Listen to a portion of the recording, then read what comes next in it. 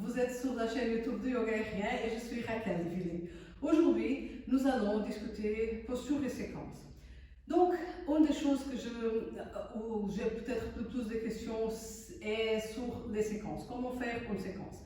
Alors, pour faire une bonne séquence de yoga, il faut bien sûr avoir une formation derrière. Il n'y a rien à faire, il y a plein d'aspects qu'il faut maîtriser, comme l'anatomie, comme la façon de placer les postures une après les autres. Et pour ça, ce n'est pas sur une petite vidéo sur YouTube que je vais vous apprendre à faire ça, parce que je trouve qu'il faut vraiment une formation. Et il faut une formation sérieuse et rigoureuse, parce qu'on ne rigole pas avec le corps humain.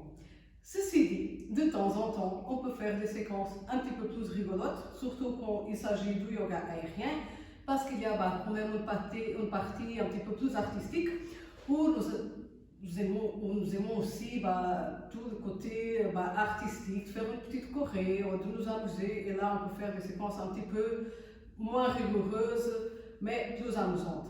Ceci dit, il ne faut pas le faire de trop, parce qu'il faut vraiment toujours tenir en compte tout ce qui est ergonomie, le bon placement du corps, etc. Et pour ça, encore une fois, il faut une formation rigoureuse. Autrement, pour faire des séquences de temps en temps plus cool, pour pratiquer de temps en temps à la maison, on peut aussi le faire. Alors, comment je le fais? J'ai plusieurs façons de le faire. Donc, ma première méthode, c'était avec un constructeur de séquences. Donc, on les trouve un petit peu partout sur Internet. Je continue toujours à les utiliser. Et donc voilà, j'ai aussi une séquence que j'utilise pour mes cours en fait, faite avec un constructeur de séquences que j'aime vraiment bien, mais il n'y a pas toutes les postures que je veux et dont j'ai besoin. Et alors, pour ça, comme je peux, parce que c'était mon autre métier, j'ai créé des icônes avec les postures.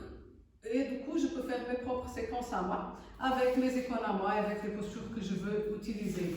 Donc, comme ça, je ne suis pas dépendante d'une troisième partie, j'ai mes postures à moi, et donc je les ai comme ça.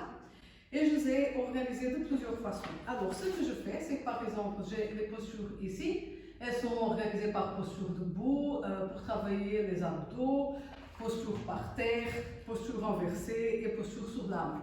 Et alors, ce que je fais, souvent, c'est que je crée mes séquences, justement, je prends ma liste de postures, donc mes icônes imprimées, et je vais prendre, par exemple, je vais faire la séquence numéro 1, oui, parce que je suis très romantique avec mes noms. Donc, pour moi, les séquences, aussi les playlists sur Spotify, si vous allez, c'est toujours 1, 2, 3, et ça reste comme ça.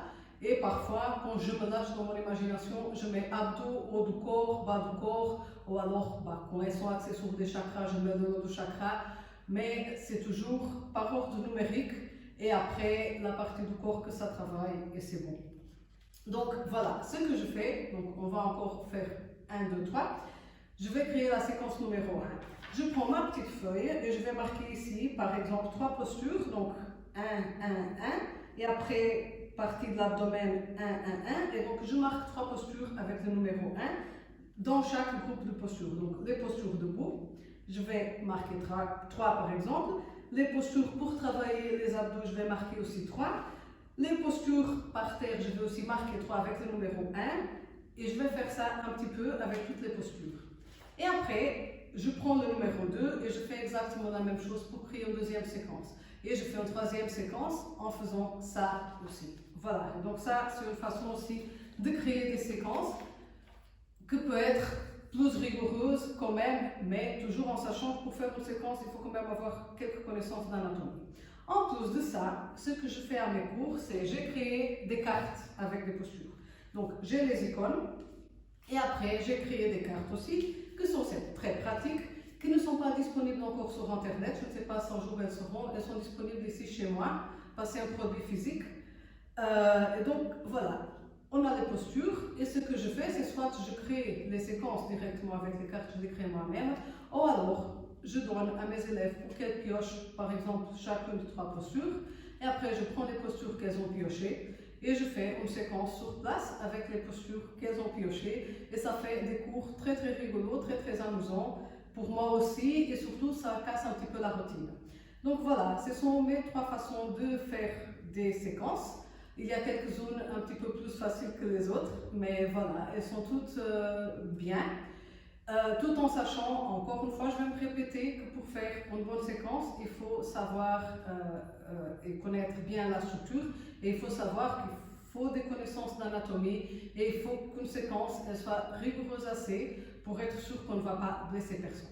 Voilà, ceci dit, je vous souhaite bon amusement, bonne création de séquences. Si vous avez des questions, posez-les ci-dessous dans les commentaires ou allez visiter le groupe Facebook du yoga aérien. Ou